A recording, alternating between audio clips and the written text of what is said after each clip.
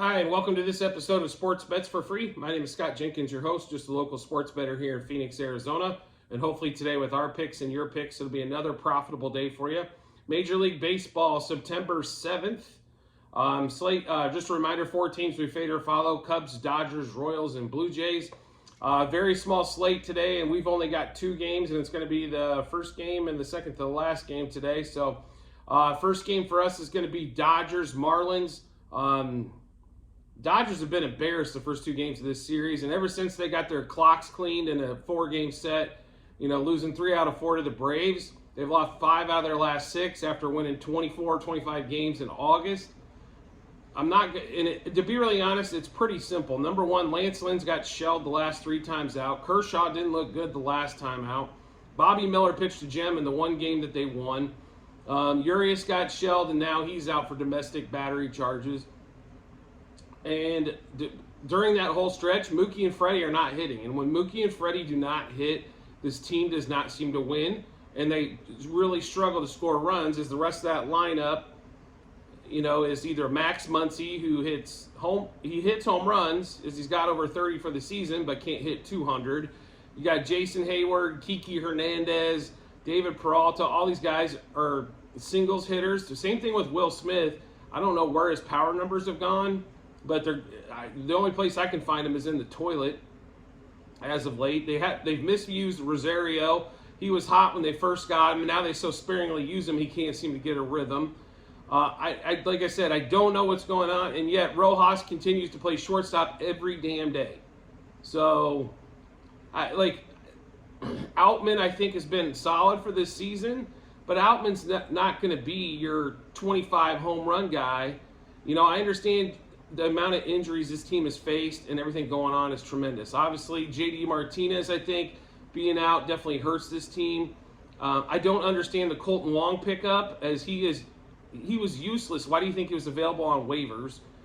He's just another body. You would have been much better bringing up somebody young and taking a chance there, but it's like everybody's afraid to give the youngster a chance, especially if they take off, and then all of a sudden they feel like they got to keep them up and they lose a year of service time.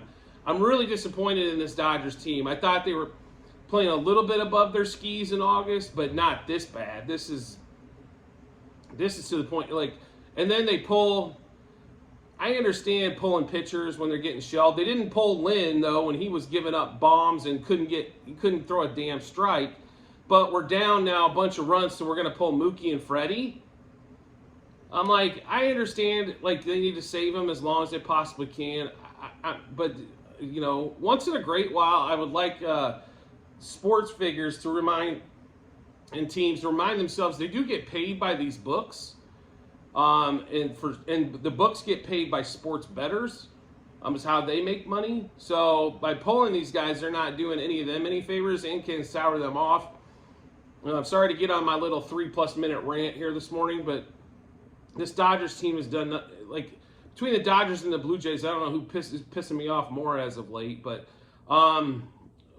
with all that being said, I do not believe the Marlins are going to sweep them today. So we will take the Dodgers. We will take them on the money line. They're about right around minus 120-ish. With the great pitching matchup we've got going today of PPO and Garrett. Garrett left-handed, though, so I'm hoping that the Dodgers decide they can let it hit a left-hander today. Normally, Freddie's really good against left-handers, and Mookie normally crushes left-handed pitching. Last couple left-handers has not been the case, but we don't think Braxton Garrett's quite as good as those other left-handers maybe they faced. So Dodgers money line minus 1.5, 2.5, and 3.5 on the run line. Dodgers over the 4.5 team total for the first time in a week. Dodgers money line first 3, first 5, first 7 innings. Freeman and Rosario and Will Smith over 1.5 hits, runs, or RBIs. Betts is going to be over 2.5 hits, runs, or RBIs. And then we got Rosario, Freeman, Betts, Smith over 1.5 total bases. Rosario, Freeman, Betts, Smith double. Rosario, Freeman, Betts, Smith homer. Rosario, Freeman, Betts, Smith 2+ hits. The only thing I worry about in this game is going to be for Rosario if he's going to get enough at-bats, because if they bring in a right-handed pitcher, they always seem to just default pinch hit him right away. I do not understand this. If I was Rosario, I'd be pretty pissed off. I don't know if he's shown that to the ball club, but it's pretty ridiculous.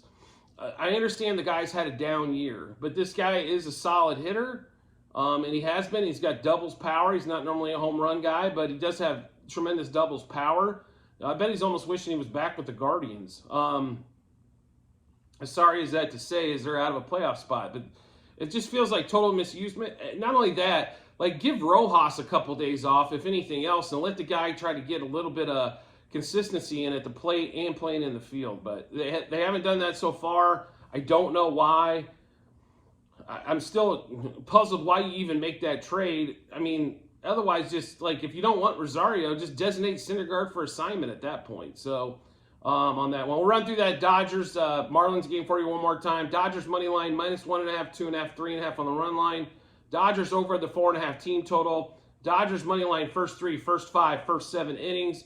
Freeman, Rosario, Smith over 1.5 hits, runs, RBIs. Mookie's going to be over 2.5 hits, runs, RBIs. If Mookie doesn't get it done today, I know they've got the Nationals coming up, and that series should favor them quite a bit, as they have a lot of pitchers that the Nationals are going to start that the Dodgers crush. But they really need to get this going today. There's no reason to get swept by the Marlins on this one. They're no danger of losing the 2 seed. I understand that, but you want to be playing good baseball in September, so you head on to the playoffs.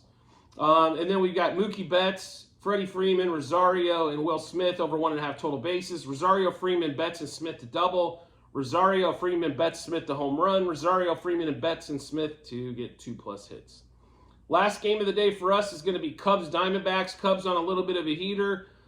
Guess what happens when the top of the lineup hits? They score lots of runs, as they did against the Giants again, winning 8-2 yesterday. Suzuki has been on fire, and I'm going to tell you right now, I do not understand why his total bases is at +140 today over 1.5, but please hop on this one and hop on this one tremendously. He's hit a double in the last, I believe, 4 games, homers in the 3 of the last 4. He has been on fire. Cody Bellinger, been solid. Ian Happ has it's a hit and miss day. Seems it's a 2-hit game, and then he goes 2 hits where he blanks.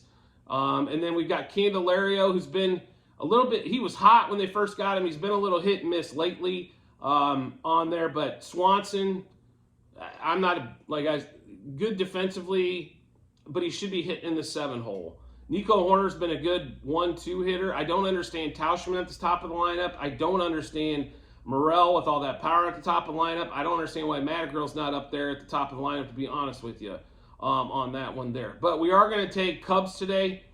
We think against Ryan Nelson, this is going to probably be their easiest pitching matchup, definitely throughout the series, as Gallen and Kelly are lined up in games 2 and games 3 of this series. So Cubs need to take advantage of today. The bats are hot at the moment, which is what they're going to need, is Assad's pitching today as well. Assad's probably going to give you 5. The thing that always worries you with the Cubs is the bullpen is not good at all. Don't be surprised if the Cubs are up 7-1 and all of a sudden the game's 7-5, right? So that's just the way that bullpen rocks. So Cubs money line -1.5, 2.5, 3.5 on the run line.